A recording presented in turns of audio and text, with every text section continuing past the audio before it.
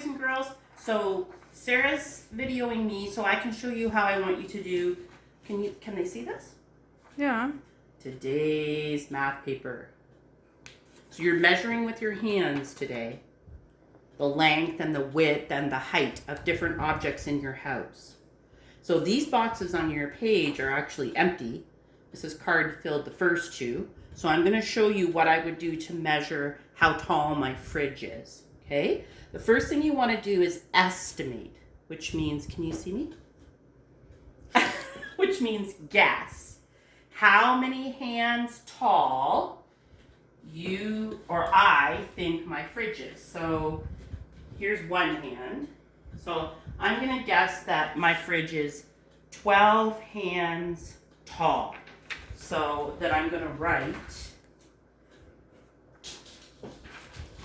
12 where it says estimate or estimate. Okay, then I actually measure.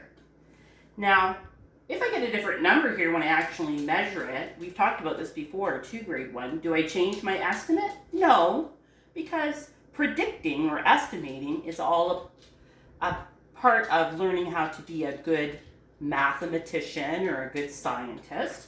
So it's not a problem, it's just good. It's mental math, boys and girls, is what you're practicing. So I'm gonna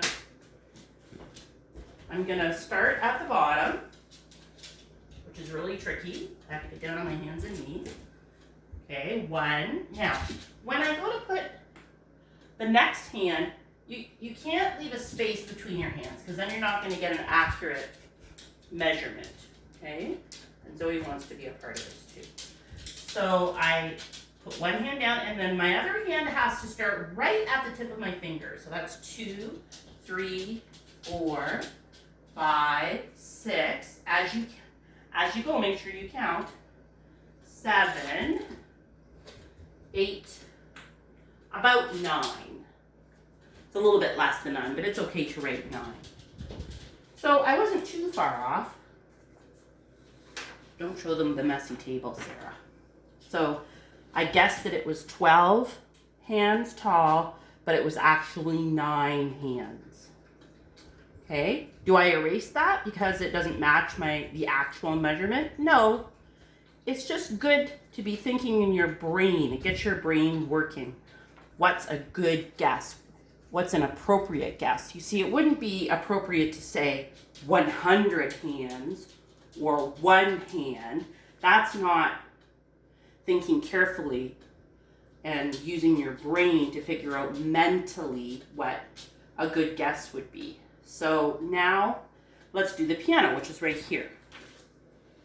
So the first thing I'm going to do is I'm going to guess.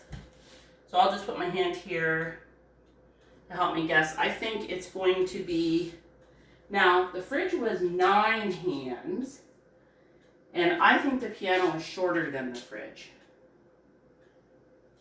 It's kind of hard to tell because the piano is going sideways, isn't it? And the fridge is tall. So I'm going to guess the fridge was 9, and I think the piano is shorter.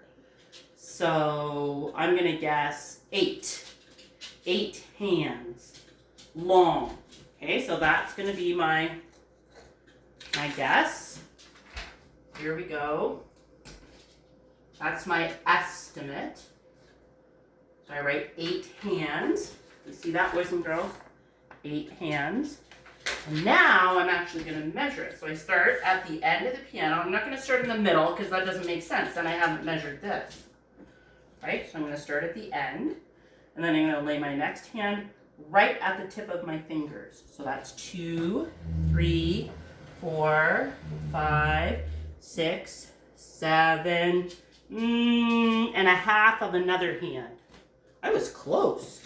So how do you write 7 and a half? Oh, watch this. Come closer, Sarah. Good thing we learned fractions. So the piano was 7 hands and then another half of a hand. So 7 and a half hands long. That's pretty close. Good guess. Okay, since we're here, let's do the clock. So I'm going to write clock. You pick whatever you want. You don't have to do what Mrs. Card is doing. So So I'm going to guess that my clock is 3 hands. I think I'm getting better at guessing because I've practiced some. So I'm going to start here at the bottom of the frame, right? So that's right about there. So 1, 2, 3. I got it. So I guessed 3 hands and I got 3 hands.